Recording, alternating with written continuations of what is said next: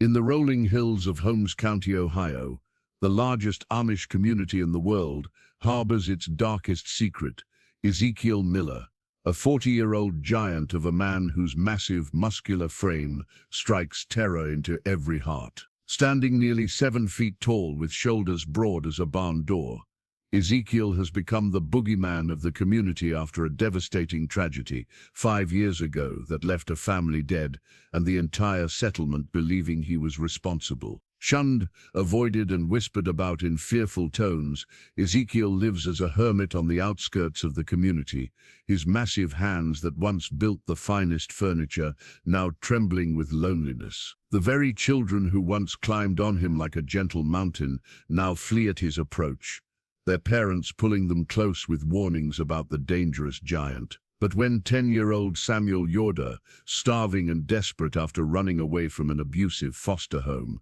stumbles into the community during a violent thunderstorm, everything changes. Lost, frightened, and with nowhere else to turn, the boy makes a decision that will shock everyone.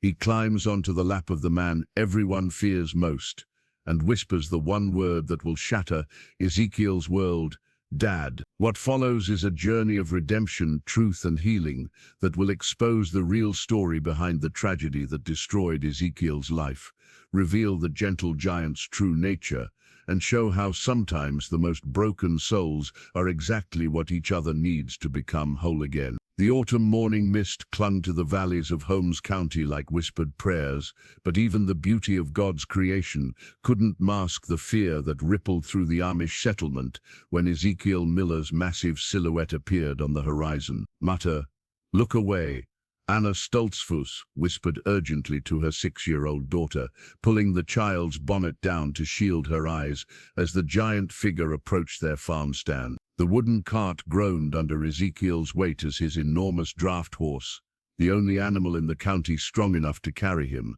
plodded slowly down the dirt road. At 40 years old and nearly 7 feet tall, Ezekiel Miller was a monument to human strength. His shoulders stretched wider than most doorways, his arms were thick as fence posts, and his hands could span a dinner plate with fingers to spare. The plain brown shirt he wore was specially tailored by the only seamstress brave enough to take his measurements, and even then it strained against his powerful chest with every breath. But it wasn't his size alone that made the community tremble. "The devil's own strength," old Jonas Weaver muttered from his porch, making the sign of the cross despite their Amish beliefs forbidding such Catholic gestures.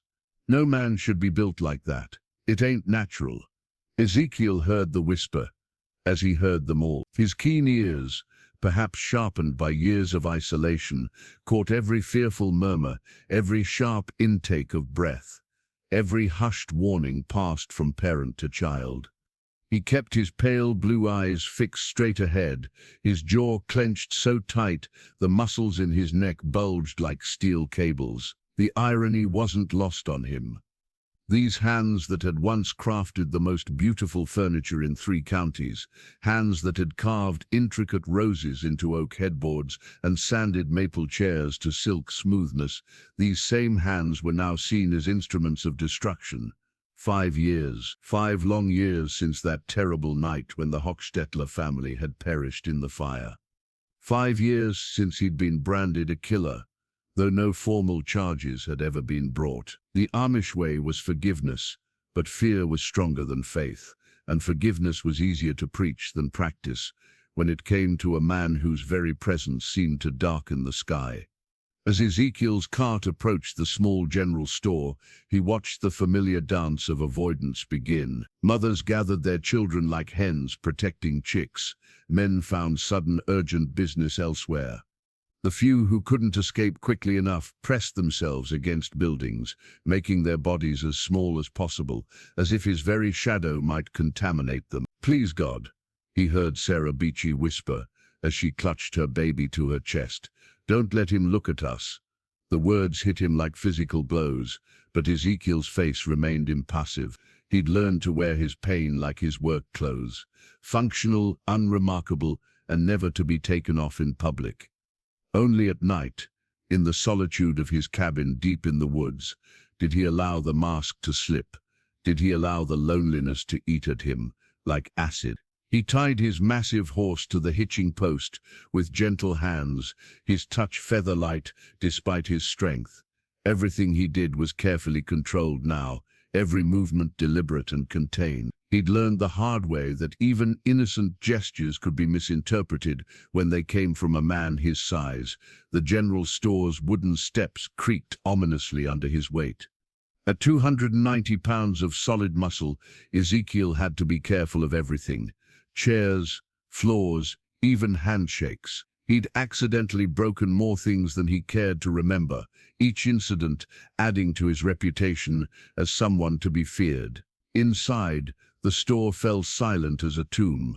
Samuel Brennan, the shopkeeper, visibly paled behind his wire-rimmed spectacles. His Adam's apple bobbed nervously as he watched Ezekiel duck under the low-hanging oil lamps and navigate between the narrow aisles with surprising grace for such a large man. "Morning, Samuel." Ezekiel's voice was soft, barely above a whisper, but in his chest cavity it resonated like distant thunder. He'd learned to speak quietly years ago, after a child had burst into tears at his normal speaking voice. Samuel nodded curtly, his hands shaking as he pretended to organize already neat shelves. "Ezekiel, what can I do for you today?" "Just supplies. Flour, salt, lamp oil." Ezekiel pulled a carefully folded piece of paper from his shirt pocket, his shopping list written in surprisingly delicate handwriting. The gentle precision of his penmanship was another contradiction that unsettled people. How could hands capable of such destruction create such beautiful letters? As Samuel gathered the items with nervous efficiency, Ezekiel caught sight of his reflection in the store's mirror. The face looking back at him was not the monster others saw, but he understood their fear. His features were as massive as the rest of him, a broad forehead, prominent cheekbones, and a jaw that could have been carved from granite. His sandy brown hair was always neatly combed, his beard trimmed with meticulous care, but nothing could soften the intimidating reality of his size. A small commotion outside caught his attention. Through the window he saw a group of boys playing in the street, carefree and laughing until one of them spotted his cart. "It's the giant's horse," young Peter Yoder yelled, and immediately the game dissolved into panic. The children scattered like startled birds, running for the safety of their homes and leaving behind a wooden ball that rolled sadly to a stop in the empty street. Ezekiel closed his eyes and took a deep breath. Once, not so long ago, those same children had played around his feet while he worked in his carpentry shop. They'd called him Uncle Zeke and begged for rides on his shoulders. Little Mary Hochstetler had been among them, always chattering about her dolls and asking him to make tiny furniture for them. Little Mary, who had died in the fire along with her parents and baby brother. Little Mary, whose last words, according to the lone survivor, her older brother Isaac, had been screaming Ezekiel's name in terror. "That'll be $4.30, Samuel's voice broke through his painful memories. Ezekiel pulled out his leather coin purse and counted out the exact change, being careful not to let his fingers brush Samuel's palm. Even accidental contact made people flinch. As he loaded his supplies into the cart, Ezekiel noticed storm clouds gathering on the horizon. The wind was picking up, carrying with it the scent of rain and the promise of a long, cold night. He hurried to finish his business, wanting to return to his cabin before the weather turned completely. But as he climbed onto his cart, the weight of countless staring eyes following his every movement, Ezekiel couldn't shake the feeling that this storm would bring more than just rain. Change was coming to Holmes County, though he had no way of knowing it would arrive in the form of a desperate, starving boy who would call him the one thing he'd never thought he'd hear again. "Dad." The cart wheels creaked as they began to turn, carrying Ezekiel away from the settlement and back toward his solitary life in the woods. Behind him, the community slowly came back to life, like flowers opening after the shadow of a storm cloud had passed. None of them could have imagined that within hours, their world would be turned upside down by a child's trust and a giant's hidden heart. The thunder rolled across the Ohio countryside like God's own bowling ball, shaking windows and rattling the nerves of every soul in Holmes County. By late afternoon, the storm had transformed from a gentle autumn shower into a biblical deluge that sent even the hardiest farmers scurrying for cover. 10-year-old Samuel Sam Yoder huddled under the sagging eaves of an abandoned barn, his thin frame shivering violently as rain dripped through the rotting roof onto his already soaked clothes. His dark hair was plastered to his skull, and his brown eyes, too old for his young face, darted nervously at every flash of lightning. 3 days. It had been 3 days since he'd escaped from the Hendersons' house in Worcester, 3 days since he'd finally worked up the courage to run from the foster home where Mr. Henderson's fists spoke louder than his words of Christian charity. The bruises on Sam's ribs had faded from purple to yellow-green, but they still ached with every breath. His stomach cramped with hunger, so sharp it doubled him over. The last real meal he'd eaten was 5 days ago, a school lunch of chicken nuggets and applesauce that now seemed like a feast from heaven. Since then he'd survived on berries, stream water, and the single candy bar he'd stolen from a gas station. The guilt of theft, warring with the desperate need to survive. "I should go back," he whispered to himself, his voice barely audible over the storm's fury. "Maybe they're not even looking for me anymore." But even as he spoke the words, Sam knew they were lies. He'd rather die out here in the rain than go back to that house where Mr. Henderson's leather belt had become as familiar as his own shadow. The social workers would just find him another home, make more promises about good Christian families who would love him, and then act surprised when it all went wrong again. Lightning illuminated the countryside in stark white relief, and for a moment Sam caught sight of something that made his heart leap: smoke rising from a chimney not half a mile away. Where there was smoke, there was warmth.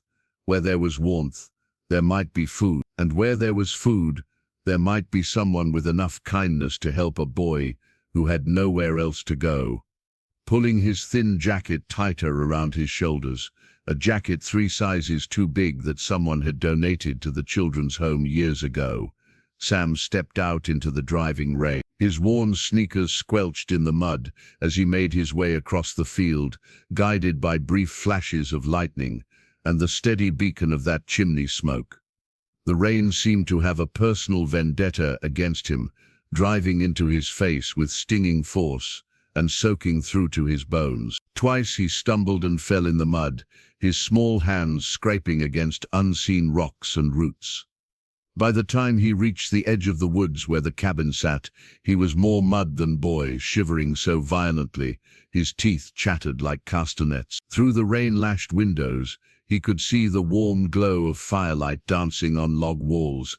The cabin was larger than he'd expected, but built with the kind of solid craftsmanship that promised shelter from any storm. Smoke rose steadily from the stone chimney, and despite his fear, Sam found himself drawn to that promise of warmth like a moth to flame. He crept closer, his feet silent on the soggy forest floor despite his exhaustion. Through the window he could see into what appeared to be a workshop. Hand tools hung in neat rows on the walls, and several pieces of furniture in various stages of completion filled the space. Everything was orderly, clean, purposeful, so different from the chaos and anger of the Henderson house. And then he saw the man. Sam's breath caught in his throat, and he instinctively took a step backward. The figure moving through the workshop was enormous, taller than any human being Sam had ever seen, with shoulders that seemed to span the width of the entire room. When the man turned toward the window, Sam caught a glimpse of a face that belonged in fairy tales about giants and monsters. But something made him stay hidden rather than run. Maybe it was the exhaustion that had settled into his bones like lead, or maybe it was the gentle way those massive hands were sanding a piece of wood. The same careful attention to detail his own father had shown when working on his old pickup truck in their garage, back when Sam still had a father, back when he still had a home. The giant, for that's what he had to be, moved with surprising grace around the workshop, his huge frame somehow managing not to disturb the delicate balance of tools and materials that filled the space. He was working on what appeared to be a rocking chair, running his enormous palm along the smooth curve of the armrest with the kind of reverence usually reserved for prayer. Sam watched, mesmerized, despite his fear, as those hands that could surely crush him without effort, performed the most delicate operations. The man was carving something into the wood, but Sam couldn't make out what from his vantage point. All he could see was the intense concentration on that massive face, the way the firelight played across features that were intimidating in their sheer scale, but somehow not cruel. A particularly violent gust of wind chose that moment to shake the trees around the cabin, sending a shower of raindrops and loose leaves against the window with a sound like thrown pebbles. The giant's head snapped up immediately, those pale eyes scanning the darkness beyond the glass with the alertness of a man accustomed to being watched, feared, avoided. Sam pressed himself against the trunk of a large oak, his heart hammering so loudly he was sure it could be heard over the storm. Had the man seen him? Was he even now reaching for a weapon, preparing to defend his solitude against a young intruder? But seconds passed, then minutes, and no massive figure came bursting through the cabin door. Eventually the giant returned to his work, though Sam noticed he glanced toward the window several more times, as if sensing a presence he couldn't quite locate. The rain was getting worse, if such a thing was possible. Water ran down Sam's face in rivulets, and his jacket was so thoroughly soaked it had become more of a burden than protection. His stomach cramped again, so sharply this time that he gasped aloud and doubled over, wrapping his thin arms around his middle. He had to make a choice. He could stay out here in the storm, and probably die of exposure before morning, or he could take his chances with the giant in the warm cabin. Neither option seemed particularly appealing, but at least one of them offered the possibility of living to see another day. As if sensing his internal struggle, the storm chose that moment to unleash its full fury. The wind howled through the trees like a living thing, bending saplings nearly to the ground and sending debris flying through the air. A branch, torn from somewhere in the darkness, crashed down, not 3 feet from where Sam huddled, making him jump and cry out in fear. The sound carried on the wind, and this time there was no doubt. The giant had heard him. The massive figure appeared at the window, cupping his hands against the glass to peer out into the storm-lashed night. Those pale eyes swept back and forth, searching, and Sam knew it was only a matter of time before they found him. With a desperation born of hunger, cold, and 3 days of running, Sam made his decision. If he was going to die tonight, at least he would die warm and dry. Stumbling through the underbrush, slipping and sliding in the mud, he made his way to the cabin's front door. Standing before the heavy wooden portal, rain streaming from his hair and clothes, Sam raised one small shaking fist and knocked 3 tentative taps that were nearly lost in the storm's roar. For a long moment, nothing happened. Then he heard it. Footsteps like distant thunder, coming closer and closer. The door handle turned with a sound like a gunshot in the storm-charged air. And slowly, inevitably, the barrier between Sam and whatever fate awaited him swung open. The man who stood in the doorway was even more enormous than he'd appeared through the window. He filled the entire frame from side to side and top to bottom, a wall of muscle and bone that blocked out the warm light from within. His face was hidden in shadow, but Sam could feel those pale eyes studying him with an intensity that made his skin crawl. For a moment that seemed to last forever, neither of them moved. The giant stared down at the small, sodden figure on his doorstep, while Sam stared up at the mountain of a man who held his life in those massive hands. Then Sam's empty stomach chose that moment to cramp again, so violently that his knees buckled, and he would have fallen if not for the doorframe. A small involuntary whimper escaped his lips, the sound of a creature that had reached the absolute end of its endurance. And in that sound, something shifted in the giant's posture. The intimidating stillness gave way to something that looked almost like concern. "Lord Almighty," the giant whispered, his voice a low rumble that seemed to come from somewhere deep in the earth. "Child, what are you doing out in this storm?" Ezekiel Miller, had faced down charging bulls, wrestled fallen trees off trapped men, and endured 5 years of fear and hatred from his own community, but nothing had prepared him for the sight of the small, shivering boy on his doorstep. The child looked like a half-drowned kitten, all sharp angles and hollow cheeks, with eyes that held far too much pain for someone so young. "Please," Sam whispered, his voice barely audible over the storm's fury. "I'm sorry to bother you, mister, but I just need somewhere warm to wait out the storm." Ezekiel's massive hands gripped the doorframe so tightly the wood creaked in protest. Every instinct screamed at him to help this child, to pull him inside where it was warm and safe. But 5 years of isolation had taught him harsh lessons about the consequences of good intentions. If anyone discovered a young boy had been in his cabin, alone with him, the whispers would become shouts, and the fear would turn to something much more dangerous. "Son," Ezekiel said carefully, his voice gentler than distant thunder, "where are your parents, your family?" Sam's face crumpled slightly, and he looked down at his muddy sneakers. "Don't have any. I was in foster care, but I ran away 3 days ago." The words hit Ezekiel like physical blows.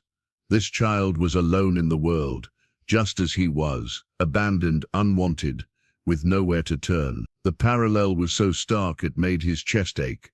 "Foster care," Ezekiel repeated slowly.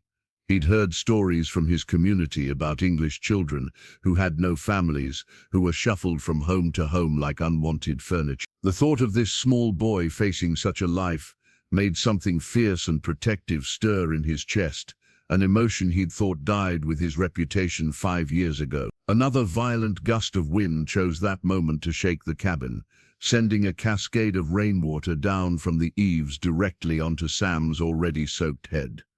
The boy didn't even flinch, just stood there shivering and waiting for judgment from the giant who held his fate in those enormous hands. Ezekiel made his decision in that instant.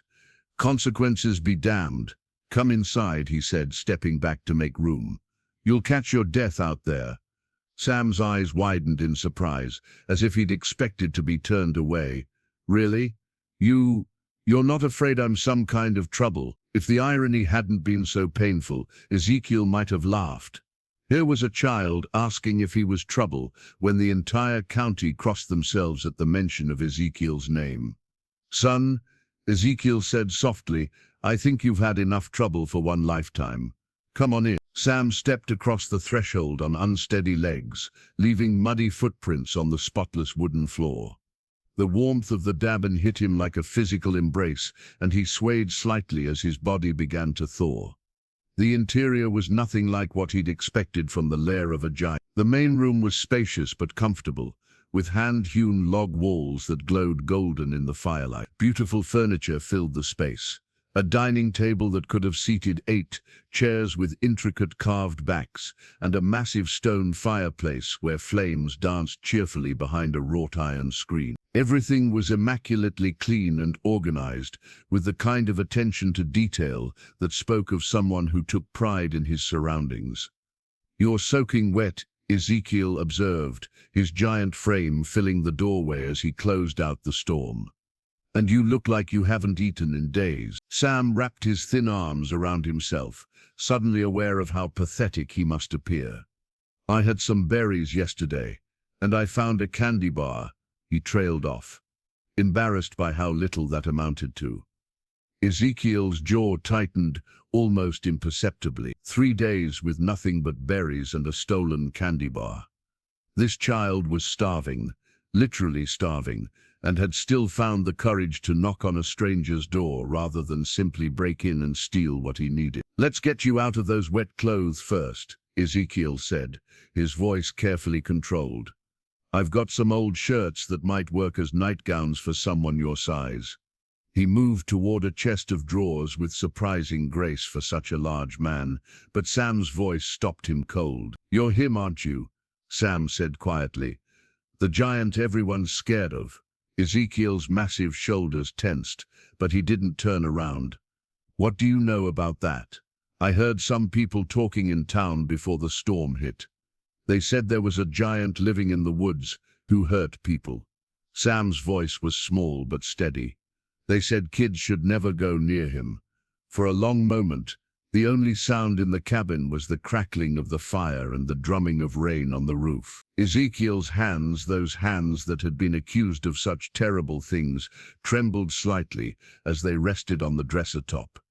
"And yet here you are," he said finally, still not turning around. "Yeah," Sam said simply. "Here I am. Aren't you afraid?" Sam considered this seriously, tilting his head as he studied the giant's massive frame.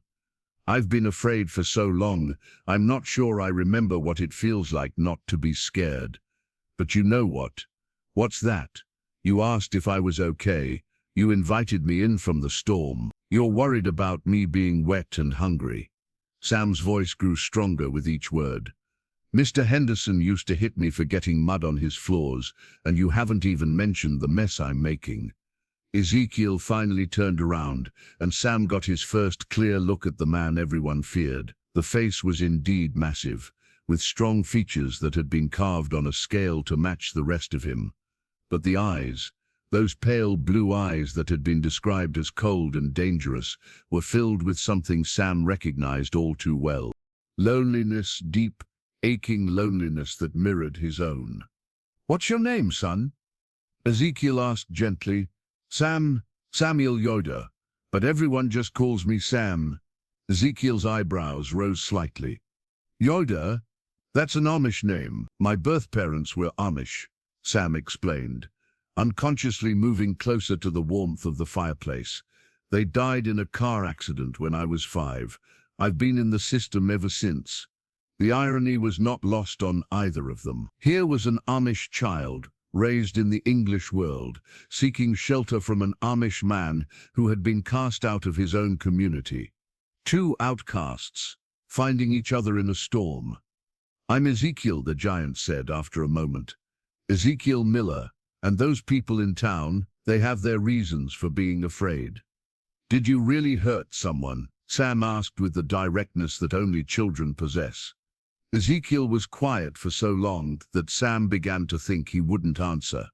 When he finally spoke, his voice was heavy with pain. "A family died, and I was there when it happened. The details don't matter anymore. What matters is that people believe I'm responsible, and maybe they're right to be afraid." Sam studied the giant's face carefully, seeing the way his massive features contorted with grief and self-doubt.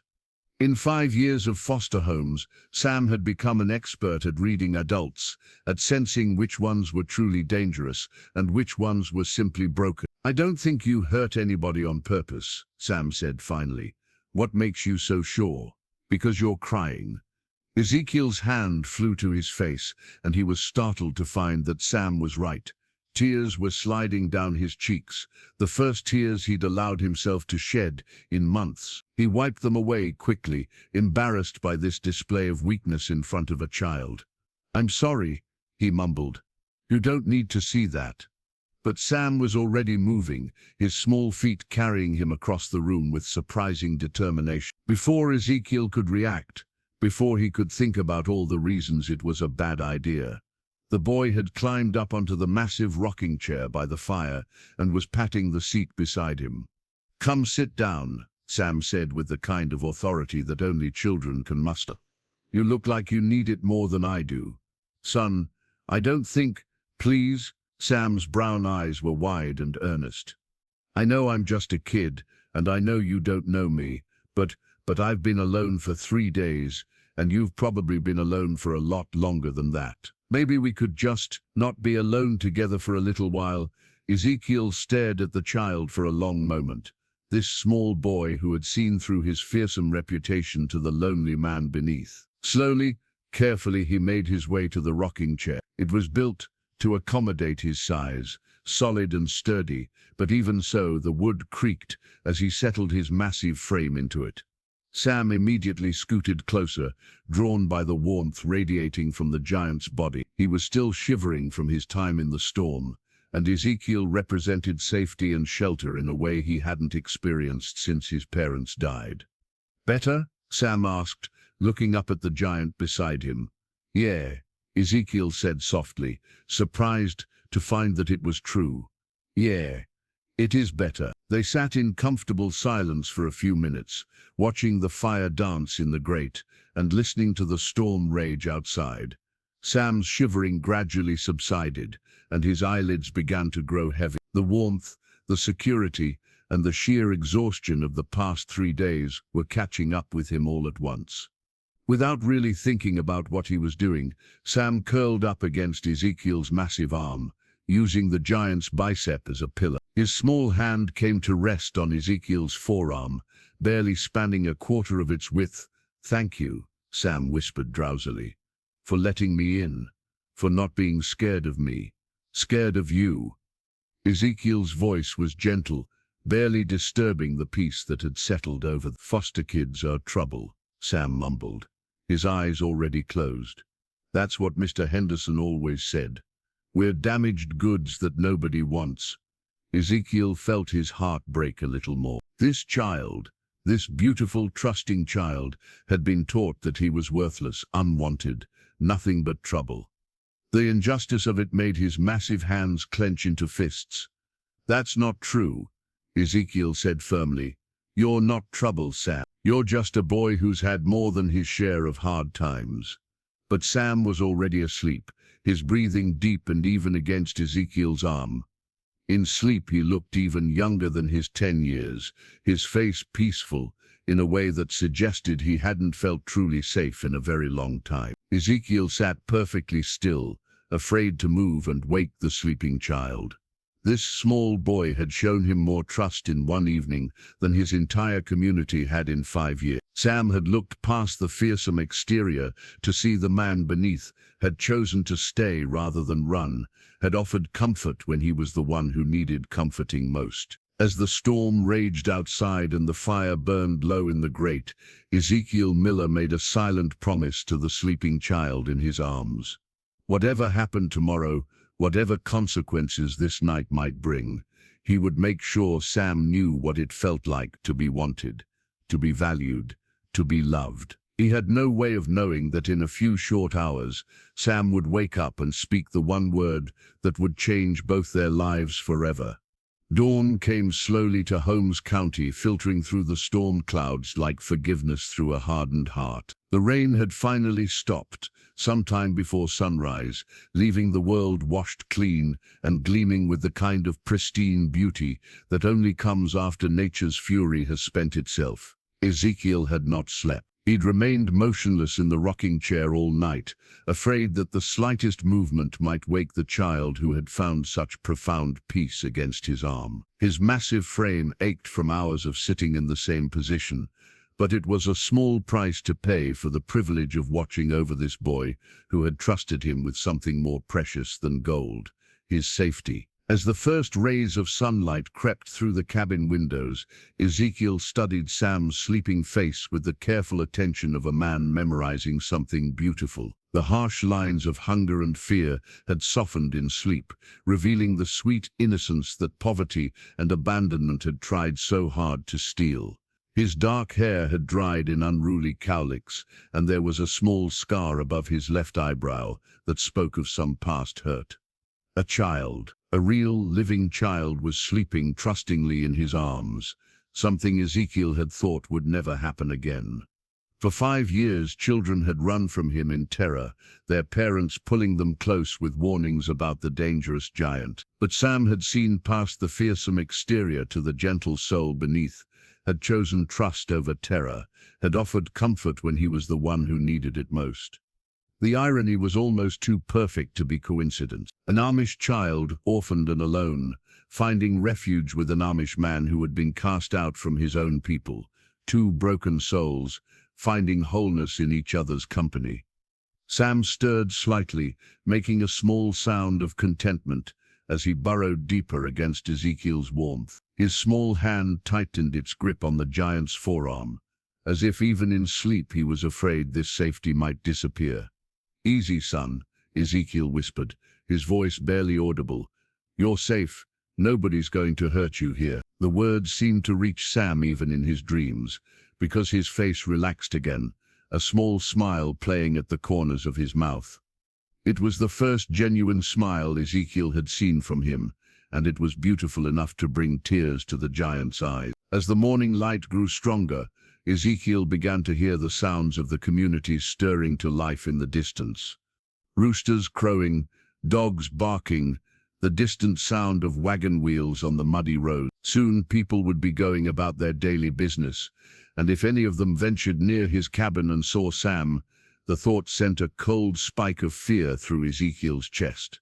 He'd been branded a monster based on circumstance and suspicion. If anyone discovered he'd spent the night alone with a young boy, the whispers would become accusations, and the fear would turn to something much more dangerous.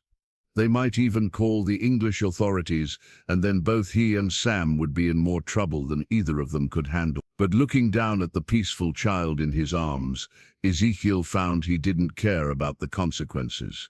For the first time in 5 years, he felt like himself again. Not the monster everyone believed him to be, but the man he'd always been underneath. The man who'd once been trusted to hold babies at their dedications, who'd carved toys for every child in the community, who'd been Uncle Zeke to a dozen little ones, who'd climbed on him like a gentle mountain. Sam's eyes fluttered open as the sun reached full strength, revealing brown irises flecked with gold. For a moment he looked confused, as if he couldn't quite remember where he was or how he'd gotten there. Then his gaze focused on Ezekiel's face, and instead of fear, Sam's expression filled with something that looked remarkably like relief. "You're still here," Sam said softly, his voice hoarse from sleep. "Where else would I be?" Ezekiel asked gently. "This is my home. I thought maybe I dreamed it all. The storm, finding your cabin, you letting me stay." Sam sat up slowly, wincing as his stomach cramped with hunger. It seemed too good to be true. Ezekiel's heart clenched at the words. This child had been disappointed so many times that kindness seemed like fantasy. "It's real," Ezekiel assured him. "You're here, you're safe, and you're going to stay that way as long as I have anything to say about it." Sam's eyes widened at the conviction in the giant's voice. "You mean that? Even though people are scared of you, even though having me here might cause you trouble?" "Especially because of that," Ezekiel said firmly. "I know what it's like to be alone, Sam.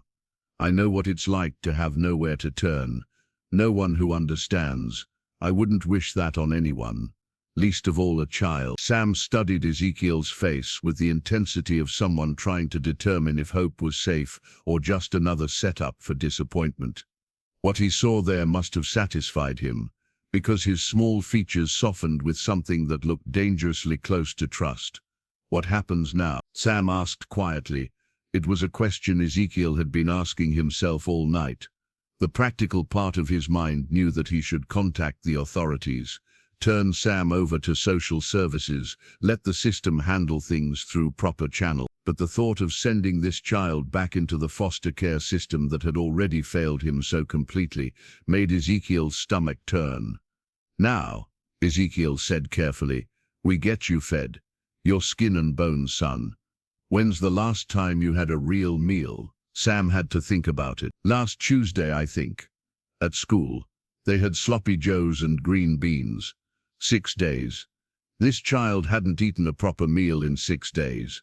Ezekiel felt anger surge through him, not at Sam, but at a system that could lose track of a 10-year-old boy for nearly a week without raising any alarms. "Well, that's about to change," Ezekiel said, carefully shifting his position so Sam could climb down from the chair. "I may not be much of a cook, but I can manage eggs and bacon and fresh bread." Sam's stomach chose that moment to growl loudly, echoing through the quiet cabin like distant thunder. He flushed with embarrassment, but Ezekiel just smiled.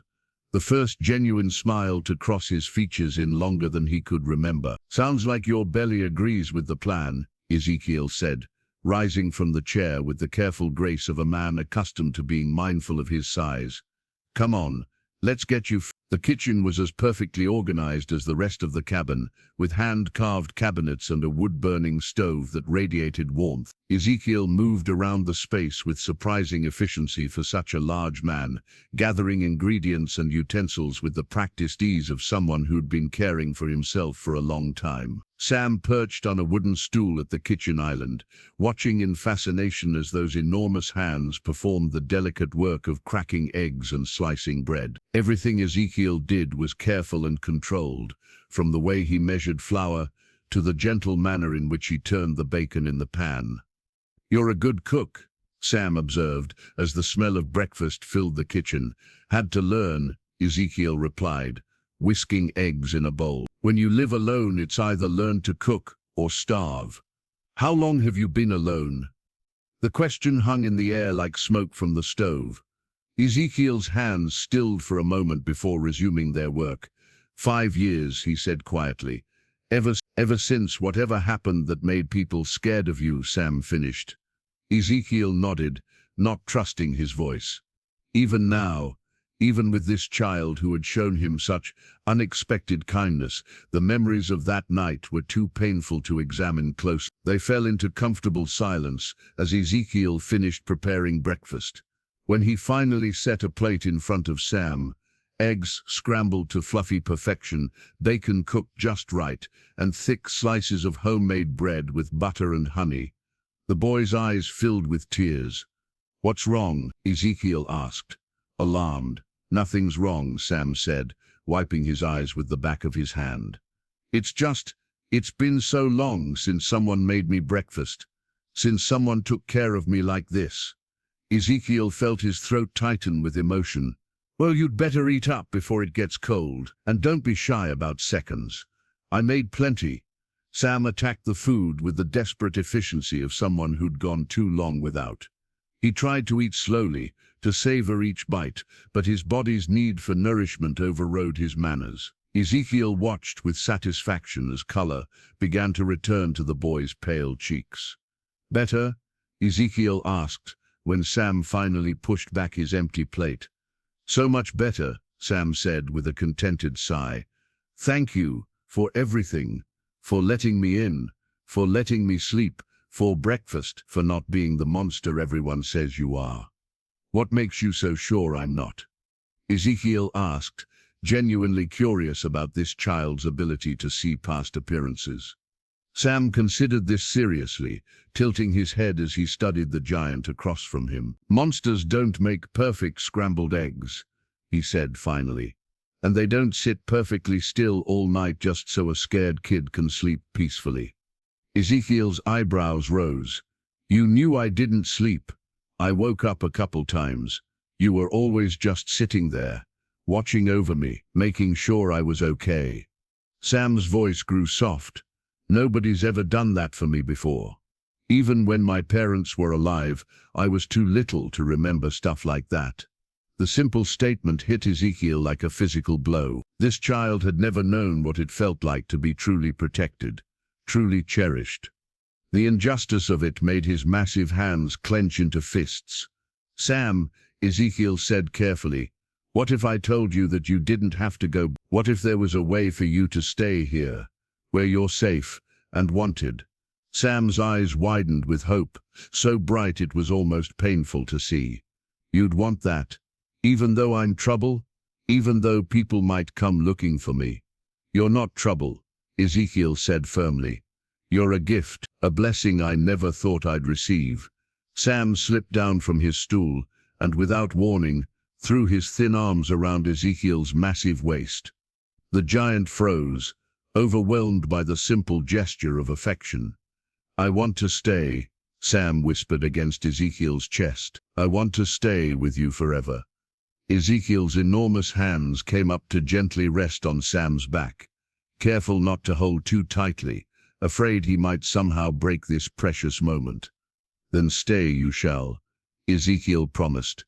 "For as long as you want, this is your home." Sam pulled back just enough to look up at Ezekiel's face, his brown eyes shining with unshed tears of joy, and then, with the simple honesty that only children possess, he spoke the word that would shatter Ezekiel's carefully constructed walls and rebuild them into something beautiful. "Thank you." Sam paused, swallowed hard, and then said it, the word Ezekiel had never thought he'd hear again, the word that would change everything. "Thank you, Dad." The silence that followed was profound, broken only by the crackling of the fire and the distant sound of birds welcoming the new day. Ezekiel stared down at the boy in his arms, his pale blue eyes wide with shock and something that looked dangerously close to wonder. "What did you say?" Ezekiel whispered, his voice barely audible. "I called you Dad," Sam said simply, as if it were the most natural thing in the world. "Is that okay? I mean, I know we just met, but you've been more of a father to me in one night than anyone has in 5 years." Ezekiel felt tears begin to slide down his cheeks, tears of joy this time, not sorrow. This child, this beautiful, trusting child, had just given him the greatest gift imaginable. Not just a name, but an identity. Not just acceptance, but love. "It's more than okay," Ezekiel managed to say through his tears. "It's perfect." And as Sam climbed back into his arms, calling him Dad with increasing confidence, Ezekiel Miller realized that sometimes the most profound healing comes from the most unexpected places. He'd spent 5 years believing he was a monster, but in the eyes of this one precious child, he was something infinitely more valuable. He was a father. The peaceful morning shattered like glass against stone when the sound of approaching horses echoed through the valley. Ezekiel's head snapped up from where he'd been showing Sam how to whittle a small wooden bird, his acute hearing picking up what the boy had missed. Multiple riders, moving fast, with the determined rhythm of men on a mission. "Sam," Ezekiel said quietly, his voice suddenly tense, "I need you to go to the back room and stay there until I argue it's safe to come out." "What's wrong?" Sam asked, immediately picking up on the change in the giant's demeanor. "Visitors," Ezekiel said grimly, moving to the window to peer through the curtain, "and from the sound of it, they're not here for a social call." Through the trees, Ezekiel could make out at least 6 riders approaching his cabin. A mix of Amish men and what appeared to be English authorities. His blood ran cold as he recognized the lead rider, Bishop Samuel Yoder, the stern patriarch of their community, and as fate would have it, Sam's biological grandfather. "Oh God," Ezekiel whispered, the pieces falling into place with sickening clarity. The boy's name was Yoder. Bishop Yoder had lost a grandson to the English world years ago when his son and daughter-in-law had died in that car accident. The community would have been watching for any news of the missing child, and Sam's presence here would be seen as nothing short of divine providence or demonic interference, depending on who was doing the judging. "Dad, what's happening?" Sam asked, and the word Dad, spoken so naturally, sent both warmth and terror through Ezekiel's chest. "Your grandfather is coming," Ezekiel said, not taking his eyes off the approaching riders, "and he's brought half the community with him." Sam's face went white. "My grandfather? But I thought my parents' families didn't want anything to do with me after they died. That's why I went into foster care. Things are complicated when it comes to the Amish and the English world," Ezekiel explained quickly. "Sometimes children get lost in the system when they should have been brought home. But Sam, listen to me very carefully. Whatever happens in the next few minutes, I need you to remember that you are wanted, you are loved, and no matter what anyone says about me, what we've shared these past hours has been real." The riders were close enough now that Ezekiel could see their faces, and what he saw there made his stomach clench with dread. Bishop Yoder's weathered features were set in lines of grim determination, while the English authorities, 2 sheriff's deputies by the look of their uniforms, had the alert posture of men expecting trouble. But it was the face of Isaac Hochstetler that made Ezekiel's blood turn to ice. Now 23 years old, Isaac was the sole survivor of the fire that had destroyed his family 5 years ago. The young man's eyes burned with an intensity that spoke of old wounds and older hatreds, and his presence here could mean only one thing. Someone had finally decided to bring formal charges against the giant they all feared. "Sam," Ezekiel said urgently, "I need you to promise me something. No matter what they say about me, no matter what stories you hear, remember that I would never hurt a child. Never. Do you understand? Of course I understand, Sam said with the simple faith of childhood. You're my dad. Dads protect their kids. They don't hurt them. The innocent trust in those words nearly broke Ezekiel's heart. This child had no idea what was coming, no understanding of how quickly love could turn to fear when filtered through the lens of community suspicion. Heavy footsteps approached the cabin, followed by the authoritative knock of men who expected to be answered immediately. Ezekiel took one last look at Sam, memorizing his face, his trusting eyes the way he'd looked when he'd called him dad, and then opened the Bishop Yoda stood on the threshold, his black hat and beard making him look like an Old Testament prophet come to deliver judgment. Behind him, the two deputies flanked Isaac Hochstetler, whose scarred hands testified to his escape from the fire that had claimed his family. Ezekiel Miller, Bishop Yoda said, his voice carrying the weight of absolute authority. We've come for the boy. What boy? Ezekiel asked carefully, though his massive frame couldn't quite hide the truth. Don't play games with us, Miller, Deputy Harrison said, stepping forward with his hand resting on his service weapon. We know Samuel Yoda is here. His foster family reported him missing 3 days ago, and witnesses saw him heading toward these woods. The child is my grandson, Bishop Yoda added, his pale eyes boring into Ezekiel's. He belongs with his family, not with... He paused, choosing his words carefully. Not with someone of your reputation. Sam appeared in the doorway behind Ezekiel, drawn by voices that included his own name. The moment Bishop Yoda saw him, the old man's stern expression cracked slightly, revealing a glimpse of the grandfather beneath the religious authority. Samuel, the bishop said softly, mine enkelkind, my grandson. Sam pressed closer to Ezekiel's massive frame, edged by the crowd of strangers who seemed to know so much about him. I don't understand, he said quietly. Who are all these people? That man there is your grandfather, Ezekiel explained gently, gesturing toward Bishop Yoda, your father's father. And these officers are here because people were worried about you when you ran away from your foster home. But I don't want to go back to foster care, Sam said, panic creeping into his voice. I want to stay here with you. You're my dad now. The words hit the assembled group like a thunderbolt. Isaac Hochstetler actually took a step backward, his face contorting with disgust and rage. The deputies exchanged meaningful glances, their suspicions clearly confirmed by what they'd just heard. Dear God, Isaac breathed. He's already got his hooks in the boy, just like he did with my sister before. That's enough, Isaac, Bishop Yoda said sharply, but the damage was done. The implication hung in the air like smoke from a funeral pyre. Samuel, Deputy Harrison said, his voice taking on the careful tone adults used when they suspected a child was in danger. Can you come over here, son? We'd like to ask you a few questions. I don't want to, Sam said, wrapping his small arms around Ezekiel's leg. I want to stay with my dad. He's not your father, Isaac Hochstetler snarled, his control finally snapping. He's a monster. He killed my family, and now he's got you fooled just like he fooled my little sister before he's sick. Bishop Yoda's voice cracked like a whip. You will not speak of things you cannot prove in front of the child. But it was too late. The seeds of doubt had been planted, and Ezekiel could see them taking root in Sam's young mind. The boy looked up at him with confusion and the first stirrings of fear. Dad? Sam whispered. What is he talking about? What happened to his family? Ezekiel knelt down so he was at Sam's eye level, his massive hands gentle on the boy's shoulders. There was a fire 5 years ago, he said quietly.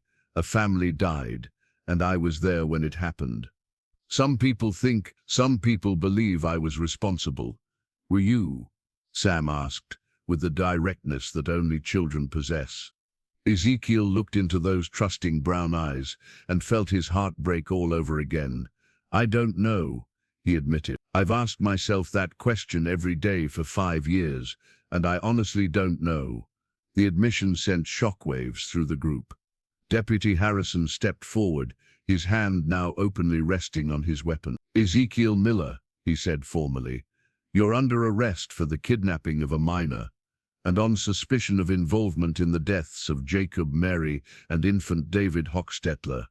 You have the right to remain silent." "No," Sam cried, throwing himself against Ezekiel's chest. "You can't take him. He didn't kidnap me. I came here. He saved me." But the deputy was already pulling out his handcuffs, massive restraints designed specifically for someone of Ezekiel's size. The giant didn't resist as the cold metal clicked around his wrists, though Sam's distress was clearly tearing him apart. "It's going to be okay," Ezekiel told Sam, though his voice shook with emotion. "Your grandfather will take care of you. You'll be safe with your family." "I don't want my family," Sam sobbed. "I want you. You're my dad." Bishop Yoder stepped forward and gently but firmly pulled Sam away from Ezekiel. The boy fought against his grandfather's grip, reaching desperately for the giant who had shown him more love in one night than he'd known in 5 years. "Dad!" Sam screamed as the deputies led Ezekiel toward their vehicle. "Dad, don't leave me. Please don't leave me." Ezekiel turned back one last time, his pale blue eyes meeting Sam's across the growing distance. "I love you, son," he called out, his voice carrying clearly across the yard. "Never forget that. You are loved." "I love you too, Dad," Sam cried, the words torn from his throat with devastating honesty. As the police car pulled away with Ezekiel inside, Sam finally stopped fighting his grandfather's hold and collapsed against the old man's chest, sobbing with the kind of heartbreak that only comes from losing something precious just after you've found it. Bishop Yoder held his grandson awkwardly, unused to dealing with such raw emotion. Around them, the other community members began to disperse, their duty done but their hearts heavy with the weight of what they'd just witnessed. "Come, child," Bishop Yoder said softly. "Let's get you home." But Sam barely heard him. All he could see was the dust cloud raised by the departing police car, carrying away the only father he'd ever truly known. And somewhere in that dust and distance, he could swear he heard the echo of Ezekiel's voice, promising that love was real and lasting, even when everything else fell apart. The giant was gone, but the love remained, and for a 10-year-old boy who had just discovered what it meant to be truly wanted, that would have to be enough to sustain him through whatever came next. Even if what came next would test both their hearts in ways neither of them could imagine. The Holmes County Jail had never held a prisoner quite like Ezekiel Miller. The standard holding cell was far too small for his massive frame, forcing the deputies to use the old drunk tank, a larger cell that had been built in the 1940s when the county occasionally housed federal prisoners. Even so, Ezekiel had to duck to avoid hitting his head on the ceiling, and the narrow cot looked like a child's bed beneath his enormous body. Sheriff Tom Bradley stood outside the cell, studying the giant who sat with his head in his hands, shoulders shaking with silent sobs. In 30 years of law enforcement, Bradley had seen every kind of criminal imaginable, but something about this case didn't sit right with him. "Miller," he said quietly, "we need to talk." Ezekiel looked up, his pale blue eyes red-rimmed with grief. "There's nothing to talk about, Sheriff. You have your suspect. Isn't that what everyone wanted?"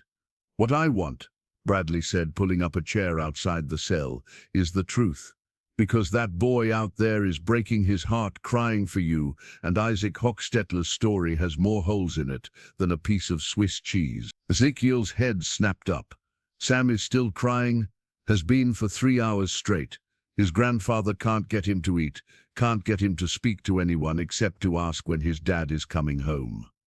Bradley leaned forward. "That doesn't sound like a kidnapped child to me, Miller. That sounds like a boy who's lost his father."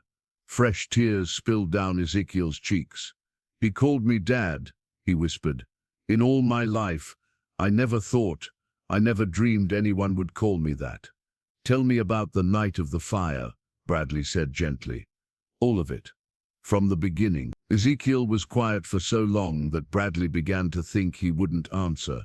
When he finally spoke, his voice was barely audible. "I was working late in my shop. It was Mary Hochstetler's birthday. and I was finishing a rocking chair for her, hand-carved with roses, her favorite flower. I'd been working on it for months, getting every detail perfect, his massive hands clenched into fists. I heard the screaming around midnight, saw the flames shooting up from their farmhouse about half a mile away. What did you do? I ran. I've never moved so fast in my life. When I got there, the whole house was engulfed, but I could hear them inside. Jacob calling for help, Mary screaming for her children. Ezekiel's voice broke. The front door was already collapsed, so I went around back. That's where I found Isaac. Found him how? He was standing about 50 yards from the house, just watching. Not calling for help, not trying to get inside, just watching his family burn. Ezekiel met Bradley's eyes. I asked him if everyone was out, and he said no. Said his parents and the baby were still inside, but little Mary was in her bedroom upstairs. Sheriff Bradley made notes, his expression growing more troubled with each detail. Go on. I tried to get inside, but the stairs had already collapsed. The heat was like standing next to the sun. But I could hear her crying, calling for help. Ezekiel's voice became a whisper. I went outside and found a ladder, climbed up to her window. You went into a burning building to save a child. I tried to, but when I got to her window, the floor of her room was already giving way. I could see her there, trapped by fallen beams, and I reached for her. Ezekiel held up his massive hands, and for the first time, Bradley noticed the thick scars that covered them. The window frame collapsed. Burning timber fell on my hands, pinned me there. I could hear her calling my name, begging me to help her. But I couldn't reach her. The silence in the jail was profound. Bradley stared at the scarred hands of the man everyone believed was a monster, finally understanding the truth. How did you get free? Isaac pulled me down, said it was too late, that she was already gone. By the time the fire department arrived, the whole house had collapsed. Ezekiel's tears flowed freely now. They found her body in the rubble. A 6-year-old girl who died calling my name because she trusted me to save her, and I failed. And Isaac told people what exactly? That he saw me at the house before the fire started. That Mary was screaming my name in terror, not for help. That I'd been inappropriate with her in the past, and maybe... Ezekiel couldn't finish the sentence. Bradley felt sick to his stomach, and people believed him. Look at me, Sheriff, Ezekiel said, gesturing to his massive frame. I'm 7 feet tall and built like a monster. Isaac is a handsome young man from a respected family who lost everything in a tragic fire. Who would you believe? The sheriff was quiet for a long moment, processing everything he'd heard. Finally, he stood up and walked closer to the cell. Miller, I'm going to ask you a question, and I want you to look me in the eye when you answer. Did you set that fire? Ezekiel met his gaze without flinching. No, sir. I would never hurt a child. Never. Did you ever touch Mary Hochstetler inappropriately? Never. She was like a daughter to me. They all were. Bradley studied the giant's face for any sign of deception and found none. After 30 years of interrogating suspects, he'd developed a sixth sense for lies, and everything about Ezekiel Miller screamed of truth and devastating grief. There's something else, Bradley said slowly. Something I found in the case files that doesn't make sense. What do you mean? The fire department's report says the blaze started in multiple locations simultaneously. That's usually a sign of arson. But here's the thing. Isaac Hochstetler collected a substantial insurance payout on that house, more than enough to start over somewhere else. Ezekiel's eyes widened. I think Isaac Hochstetler has been living with a guilty conscience for 5 years, and when he saw that boy calling you Dad, he panicked, thought maybe you'd figured out the truth, and were using the child to get back at him somehow. The cell door suddenly rang with the sound of small fists pounding against metal. Sam's voice echoed through the jail, high and desperate. Dad, Dad, are you in there? They won't let me see you. Ezekiel was on his feet instantly, moving to the front of the cell. Sam, son, is that you? Dad. Sam's voice broke with relief. I've been looking everywhere for you. Grandfather says you're a bad man, but I know that's not true. I know you would never hurt anyone. Sheriff Bradley looked toward the front of the jail, where he could hear Bishop Yoda's stern voice trying to call his grandson back. The old man appeared moments later, his face flushed with exertion and frustration. Samuel, you cannot be here. This is not a place for children. I'm not leaving without my dad, Sam said firmly, his small frame pressed against the bars that separated the cell block from the main office. He didn't do anything wrong. Child, you don't understand. I understand that you took me away from the only person who's ever really loved me. Sam's voice rose to a shout. I understand that he made me breakfast and held me all night when I was scared and called me son, like he meant it. I understand that he's the best man I've ever known, and you're trying to put him in jail for something he didn't do. Bishop Yoda's stern expression wavered at the pain in his grandson's voice. Samuel, please, come home with me. Let me take care of you. Why? Sam asked, tears streaming down his face. Where were you when I was getting beaten in foster care? Where were you when I was sleeping in barns and eating garbage? You didn't want me then. Why do you want me now? The accusation hit the old man like a physical blow. Bishop Yoda's shoulders sagged as the weight of his own failures settled on them. We didn't know, he said quietly. The authorities told us you were better off in the English world, that we couldn't provide for you properly. But he could, Sam said, pointing toward Ezekiel. He took me in when I had nowhere else to go. He fed me and kept me warm and made me feel like I mattered. He's more of a family to me than anyone else has ever been. Sheriff Bradley watched the exchange with growing certainty that he was looking at the wrong suspect. The love between the giant and the boy was so obvious, so genuine, that only a blind man could miss it. Bishop Yoda, Bradley said carefully, I need to ask you something. 5 years ago, when Isaac Hochstetler came to the community with his story about the fire, did anyone ever question his account? The old man frowned. He was the only survivor. Who were we to question a man who had lost everything? Did you know he collected insurance money on the property? Enough to relocate anywhere he wanted. Bishop Yoda's eyes widened. Insurance? But we don't believe in such things. Jacob would never have had insurance on his home. The policy was taken out 6 months before the fire, Bradley continued, by Isaac. He claimed his father had asked him to handle the family's financial affairs.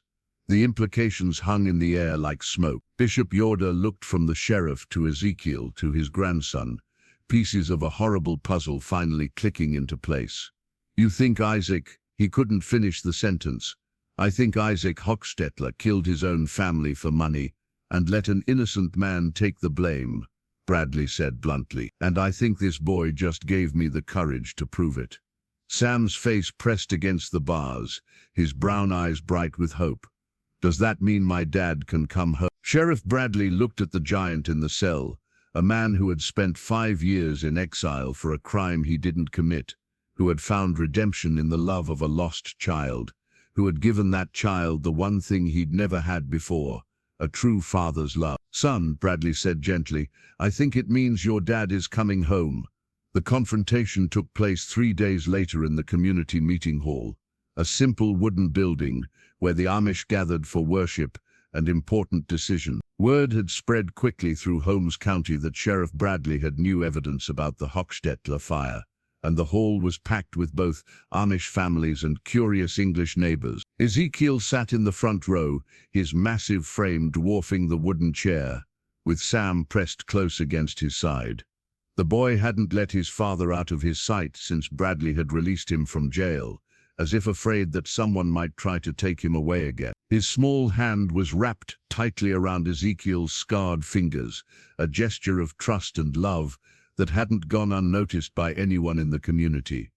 Bishop Yoda sat across the aisle, his weathered face grave as he watched his grandson choose the giant over his own blood family. The past 3 days had been a revelation for the old man, as he'd witnessed firsthand the depth of love between Sam and Ezekiel. Every attempt to separate them had resulted in the boy's tears and desperate pleas to be reunited with his dad. Isaac Hochstetler sat in the back of the hall, his face pale and his hands shaking slightly. He'd aged in the past few days, as if the weight of his secrets was finally becoming too much to bear. Dark circles under his eyes suggested he hadn't been sleeping, and his usually neat appearance was disheveled.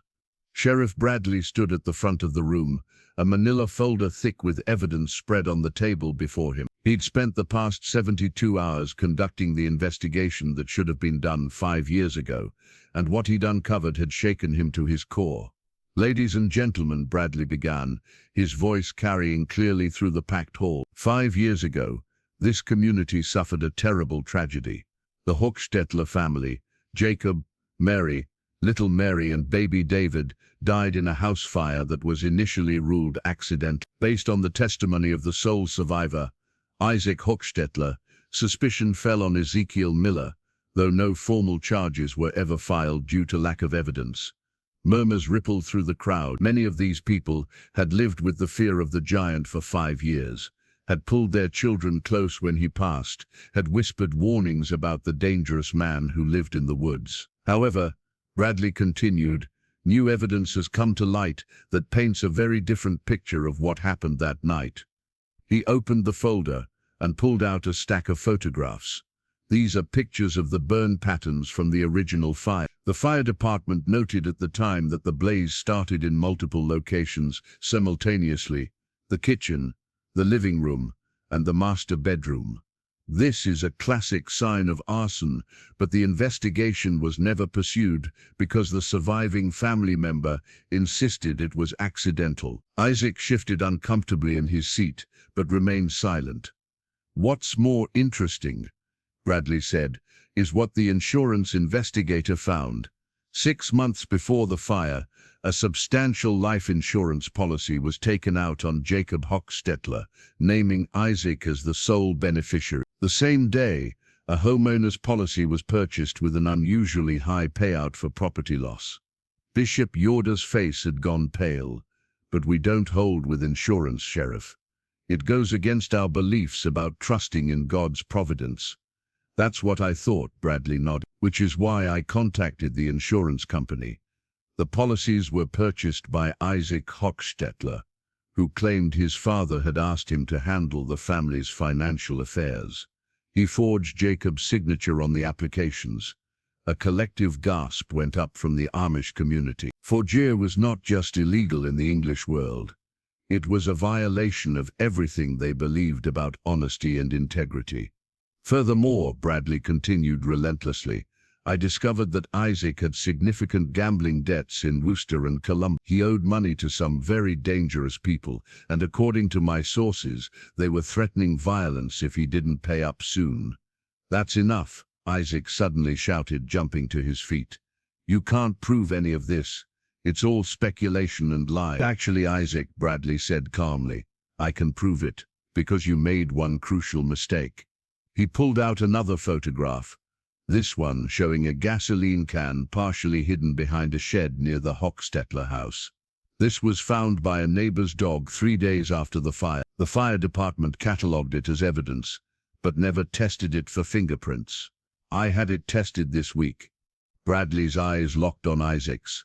"Your prints are all over it, Isaac. Fresh prints, from the night of the fire."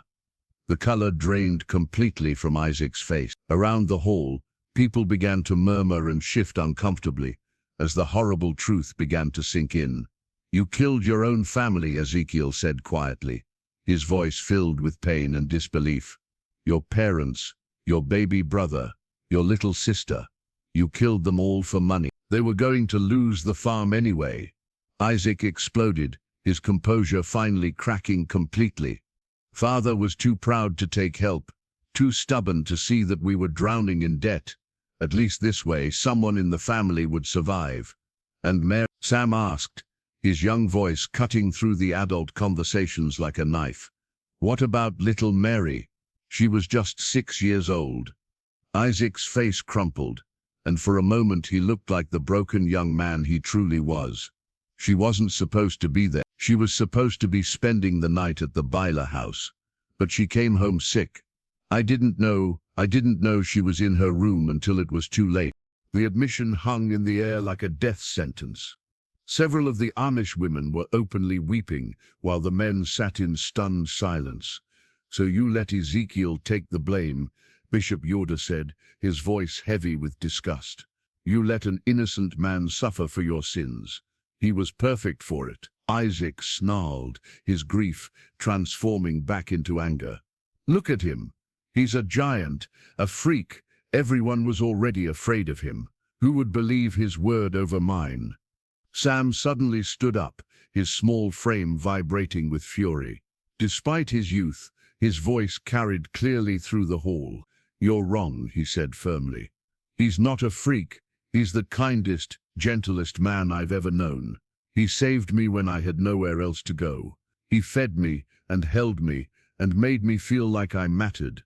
He's a better man than you'll ever be." "Sam," Ezekiel said gently, placing a massive hand on the boy's shoulder. "It's okay, son." "No, it's not okay." Sam turned to face the assembled crowd. "You all believed Isaac's lies because my dad is big and different looking. You were all so quick to think the worst of him that you never bothered to see the truth, that he's got the biggest heart of anyone here." The boy's words hit the community like stones thrown into still water, sending ripples of shame and recognition through the crowd. Many of these people had known Ezekiel before the fire, had trusted him with their children, had benefited from his skill and generosity. They'd allowed fear to override their knowledge of his true character. "For 5 years, Sam continued, his voice growing stronger, "my dad lived alone in the woods because you all decided he was guilty without proof. He could have left, gone somewhere else where people didn't know the story. But he stayed here in this place where everyone hated him, because this is his home, and these are his people, even when they turned their backs on him." Tears were flowing freely down many faces now, as the weight of their collective injustice settled on the community. Sheriff Bradley stepped forward. "Isaac Hochstetler, you're under arrest for the murders of Jacob, Mary, and David Hochstetler, as well as for insurance fraud and filing false statements to police." Isaac didn't resist as the handcuffs were placed on his wrists. All the fight had gone out of him, leaving behind only a broken shell of a man who would spend the rest of his life paying for one night of horrible choices. As Bradley led Isaac from the hall, the community sat in stunned silence. Finally, Bishop Yoder stood up, his aged frame seeming to carry the weight of the world. "Ezekiel Miller," he said formally, "this community owes you an apology that can never adequately express our shame. We failed you in the worst possible way, and we failed ourselves by forgetting the very principles we claim to live by." Ezekiel stood slowly, his massive frame unfolding to its full intimidating height.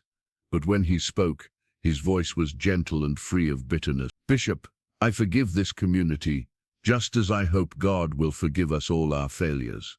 We're all human, and humans make mistakes. What matters now is how we move forward. Will you come home?" the bishop asked. "Will you return to us?" Ezekiel looked down at Sam, who was watching him with bright, hopeful eyes. "This community will always be my home," he said quietly, "but my family is right here." He placed his hand on Sam's shoulder. "This boy is my son, not by blood but by choice. If the community can accept that, then yes, we'll come home." Sam's face lit up with a smile that could have powered the entire county. "Does that mean I can stay with you forever, Dad?"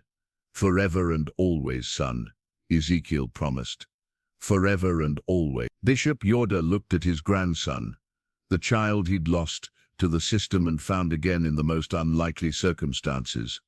The boy was happy, truly happy, for the first time since his parents' death. And he was loved by a man who had proven his worth through 5 years of undeserved suffering. "Then welcome home," the bishop said simply. "Both of you." As the community began to disperse, many stopping to shake Ezekiel's hand or offer quiet apologies, Sam climbed into his father's arms. The giant held his son close, marveling at how this small boy had not only saved him from a life of loneliness, but had given him the strength to face his accusers and reclaim his place in the world. "I love you, Dad," Sam whispered against Ezekiel's neck. "I love you too, son," Ezekiel replied, his voice thick with emotion. "More than you'll ever know." Outside, the Ohio sun was setting over the rolling hills of Holmes County, painting the sky in shades of gold and crimson. It was the end of one chapter and the beginning of another, a story of redemption, love, and the power of truth to heal even the deepest wounds. But their journey wasn't over yet. The hardest part was still to come. 6 months later, the morning sun streamed through the windows of Ezekiel's workshop, illuminating sawdust motes that danced in the golden light like tiny angels. The space had been transformed from a lonely refuge into something much more beautiful, a place where a father and son created memories together, one wood shaving at a time.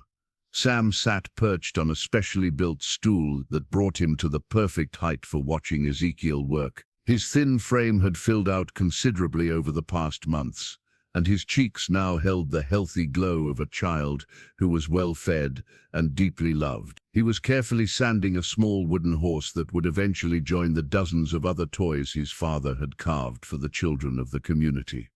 Toys that were now treasured gifts rather than fearsome reminders. "Dad," Sam said thoughtfully, running his small hand over the smooth curve of the horse's neck, "do you think my birth parents would be happy? About us, I mean?" Ezekiel paused in his work on a beautiful cradle for the Byler family's expected baby. It was a question Sam had asked several times in recent weeks, and each time it broke Ezekiel's heart a little more. The boy still carried the weight of feeling abandoned, despite all the love that surrounded him now. "I think," Ezekiel said carefully, setting down his chisel and giving Sam his full attention, "that any parent who truly loved their child would want nothing more than to see that child safe, happy, and loved. And you, my son, are all of those things." Sam smiled at the word son. He never got tired of hearing it. "Sometimes I dream about them. Not sad dreams, but good ones. Like they're watching over us. And they're proud that I found you." Ezekiel felt his throat tighten with emotion. "I'm sure they are proud, Sam. You're an amazing boy, and you've made me a better man just by being in my life."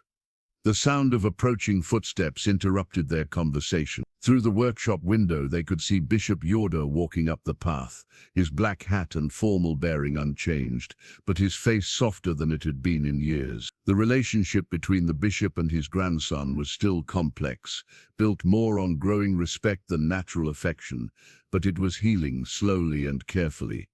"Grandfather's here," Sam observed, neither excited nor dismayed. It was simply a fact, like noting that the sky was blue or that dinner would be ready soon. "So he is," Ezekiel agreed. "Why don't you go wash up? I think your grandmother sent some fresh bread with him." Sam hopped down from his stool and headed toward the main cabin, pausing only to hug Ezekiel's massive leg on his way past.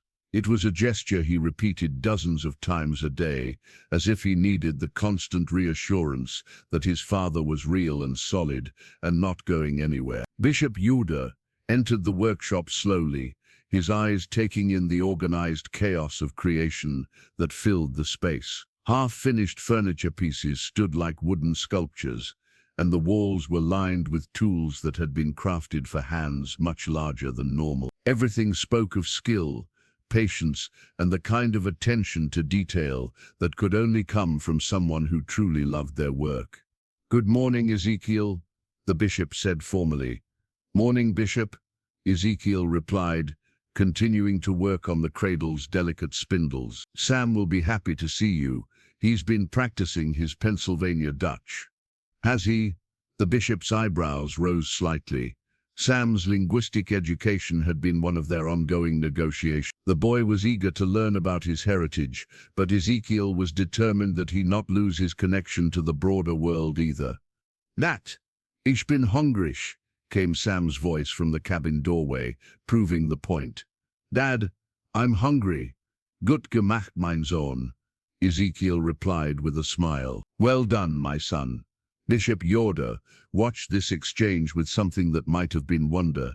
6 months ago, the idea of Ezekiel Miller raising an Amish child would have been unthinkable.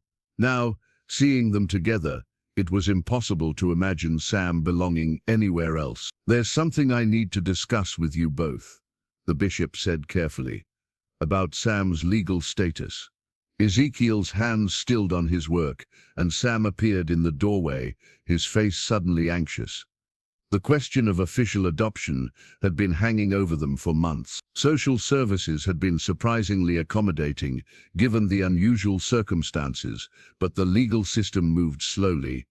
"What kind of something?" Sam asked, moving to stand beside Ezekiel's workbench. Bishop Yoder pulled an envelope from his coat pocket. "The court has approved the adoption petition. Ezekiel, you are now legally Samuel's father."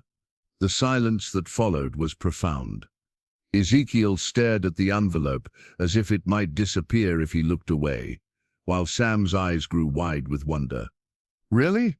Sam whispered. "It's really official. I'm really your son?" "Really and truly," Ezekiel said, his voice thick with emotion. "Forever and always, just like I promised."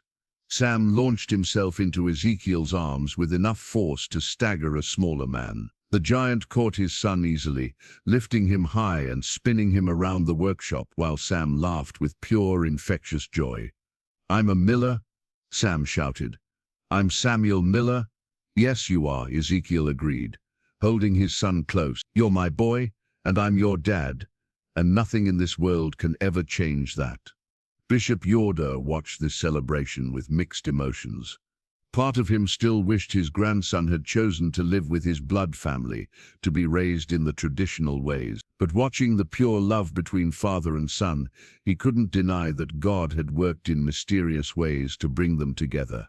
"There's one more thing," the bishop said when the celebration had calmed slightly. "The community has made a decision." Ezekiel tensed, still holding Sam in his arms.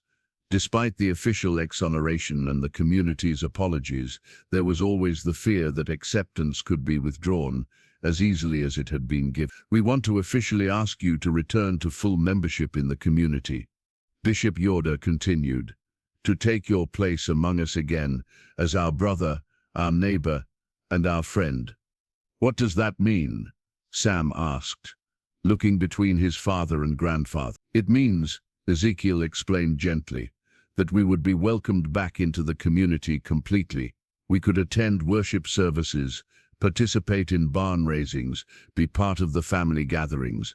It means you would grow up surrounded by your people, your heritage." Sam considered this seriously. "Would we still live here, in our cabin?" "If you wanted to," the bishop assured him.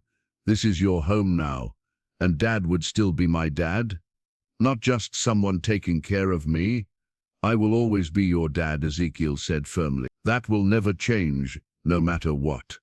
Sam was quiet for a long moment, thinking with the careful deliberation that had become his trademark.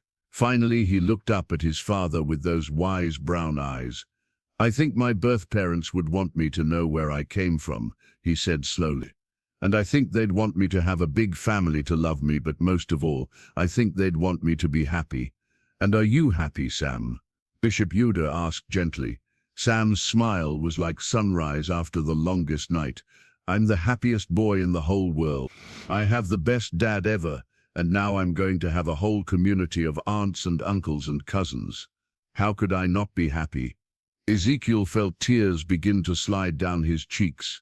Tears of joy this time, not sorrow. This child, this beautiful, resilient child, had not only saved him from a life of loneliness, but had shown an entire community what love really looked like. "Then it's settled," Bishop Yoder said, though his formal tone couldn't hide his own emotion. "Welcome home, both of you." As the bishop prepared to leave, Sam suddenly ran to him and threw his small arms around the old man's waist. "Thank you, grandfather," he said simply, "for letting me stay with my dad." Bishop Yoder's weathered hands came up to rest gently on his grandson's back. "Thank you, child, for showing us all what truly matters."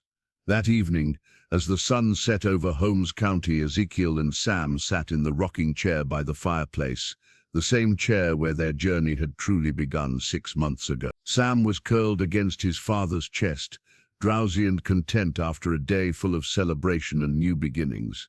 "Dad," Sam said sleepily. "Yes, son. Remember that first night when I climbed into your lap and called you Dad?" "I remember," Ezekiel said softly. "It was the most beautiful word I'd ever heard. I was so scared that night, scared and hungry and cold. But when I saw you, even though everyone said you were dangerous, I knew you were going to save me." "How did you know that?" Sam was quiet for a moment, thinking. "Because you looked as lonely as I felt. And I figured if we were both lonely, maybe we could not be lonely together." Ezekiel's arms tightened around his son, marveling at the simple wisdom of a child who had seen too much of the world's cruelty, but had somehow retained the ability to recognize love when he found it. "You saved me too, you know," Ezekiel whispered. "I was lost until you found me." "We saved each other," Sam corrected drowsily. "That's what families do." Outside, the Ohio countryside settled into peaceful slumber, watched over by stars that had witnessed the rise and fall of countless dreams. But inside the cabin, two hearts beat in perfect rhythm, a father and son who had found each other in the storm and chosen to build something beautiful from the broken pieces of their past. In the distance, a church bell tolled the hour, its bronze voice carrying across the valleys and hills of Holmes County. It was a sound of home, of belonging, of community. But more than that, it was the sound of love triumphant, love that had conquered fear, overcome prejudice, and proved that sometimes the most unlikely families are the ones that love each other best. Sam's breathing deepened as sleep claimed him, but his small hand remained curled trustingly around his father's massive finger. And Ezekiel Miller, the giant who had once been feared by all, smiled as he watched over the sleeping child, who had called him Dad and meant it with every fiber of his being. Tomorrow would bring new challenges, new joys, new opportunities to love and be loved. But tonight, in the gentle glow of the firelight, a father held his son and knew that he was the richest man in the world, forever and always, just as he had promised, forever and always.